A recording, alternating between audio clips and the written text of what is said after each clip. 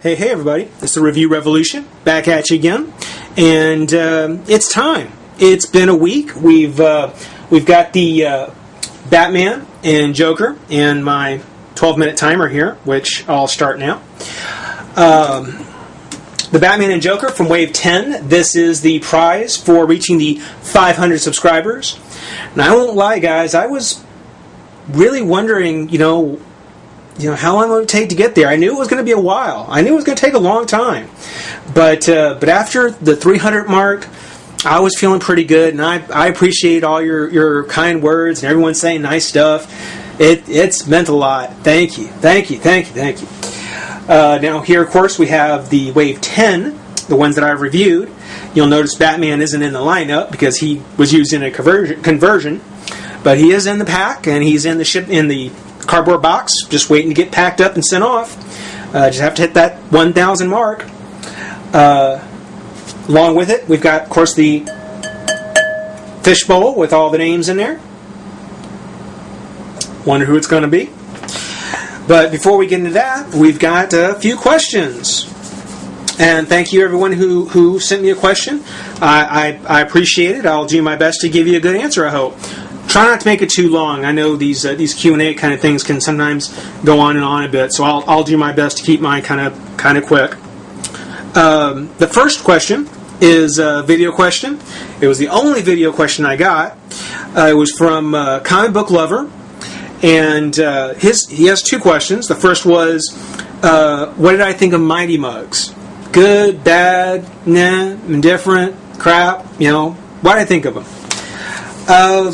I like Mighty Mugs. I think Mighty Mugs are actually pretty cool.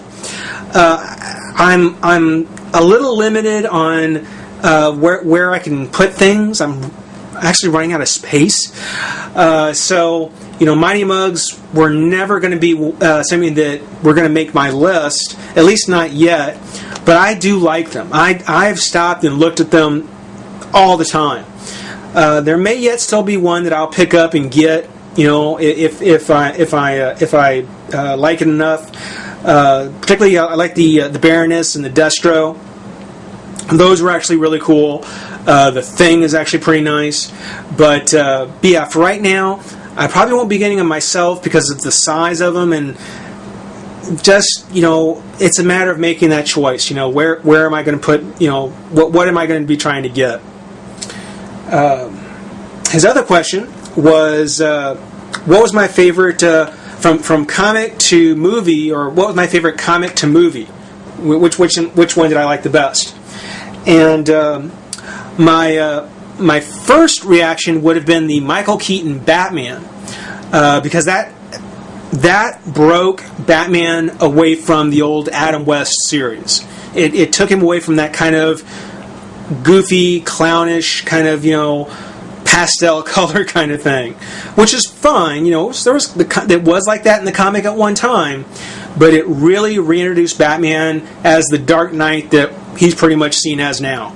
So I originally was going to say Michael Keaton's Batman because of that, but then I thought about it, and by virtue of the other movies that were in that set, the sequels to that movie, I have since kind of lost my taste for it as far as that actual movie goes. So I kind of thought about, okay, what movie would I like to see a sequel to? What movie do I still like and would love to see them do more of? And Ghost Rider. I think Nicolas Cage did great in the role, and I love the fact that it was kind of set in this Western ghost story kind of theme. I would really like to see more of that. That was really cool. So Ghost Rider is definitely my favorite comic movie. And actually, Comic Book Lover, because you are the only one that actually sent me a video question, and by virtue of the kind of question it was, I'm going to let you have the last four of the kind of bubblegum machine mini mug figures that I have. It's one of the things where I had a few extras when I was trying to get the set, and at this point, I definitely appreciate the fact that you sent me a video question, do something extra, get something special. You never know what happens. You take an extra minute to do something, and you never know what it'll get you. So, my friend, let me know your address. Send it to me as a personal message, and I will get those out to you. So you are at least the first big winner for the Review Revolution. Now, on to the video or the text questions. The Spawn 17, he asks, do you like the Predators, or are you a Predator fan, and do you like the movies and stuff like that? Well, absolutely. I mean, I am a huge Predator fan. I like Predator 1. I liked how it introduced the character. I liked kind of the hunt and how it ultimately ended, with Dutch versus the Predator.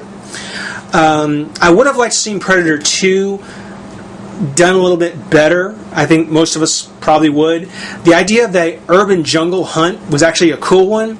I just think they had too many characters in that movie and they were spread out too far.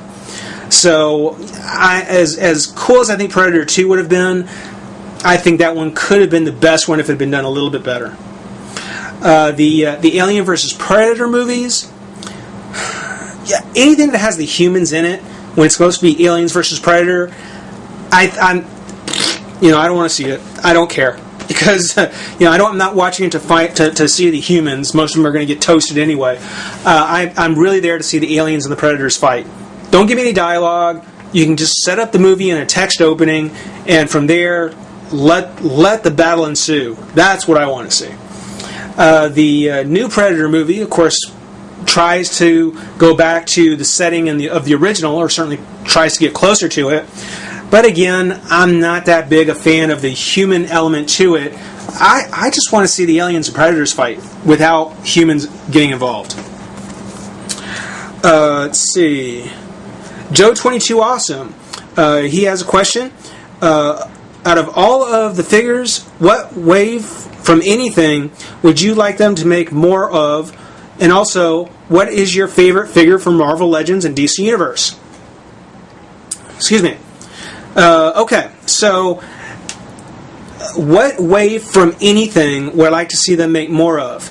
Biff Bang Pow. If you saw my Flash Gordon videos, Biff Bang Pow did some great Flash Gordon figures, and I think they were well on their way to being another NECA, Mezco, Diamond, DC Direct kind of all sculpt, not much articulation series of figures.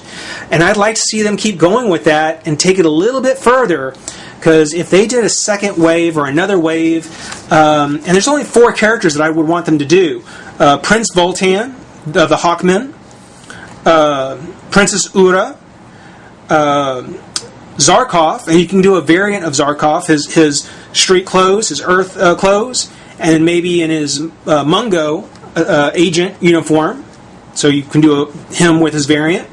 And then kind of redo Dale. The one they did was pretty bad. So if they redid Dale kind of in her street clothes, again, that would really be awesome too. So I would like to see them, Biff Bang Pow, go back and do another Flash Gordon series. My favorite Marvel Legend and DC Universe, the SDCC She-Hulk, the one that came with the Fantastic Four costume. That body with the Blob series head, with the hair down, not the ponytail, that one is probably my favorite Marvel Legend. I love that figure, particularly when you have that head on it. Great, great figure. For the DC Universe, the Barbara Gordon Batgirl. She was released with Batman during the DC Superheroes series, and that's the one I got her in. But she also got released later under the DC Universe with Azrael. And it's something where I'd say either one, if you can get a hold of, that's a fantastic figure. I mean, at that time, when that figure was originally made, the sculpting on it was amazing. The stitching, the boots. I may have to do an open figure review on that one, because that really is one of my favorite DC Universe characters. Let's see, Batman 2763 Q&A. What's your favorite wave in the DC Universe, and what is your favorite DC and Marvel character? Well, if you can bear with me on the second half of that question, my favorite DC Universe wave is Wave 10. No question about it. I mean, it has a very special place in my heart because not only was it the first wave I was able to find 2 of, complete, on shelf, but they're great characters. I mean, the Batman and the Joker, makes perfect sense they be there. Power Girl, I've always liked Power Girl for more than obvious reasons. Beast Boy, got the Man-Bat, Forager and Robot Man, and then the Imperiex figures. Okay, yeah, I can't love all of them, but certainly I'm leaning heavier towards the ones that I like from the wave. It's very, very cool.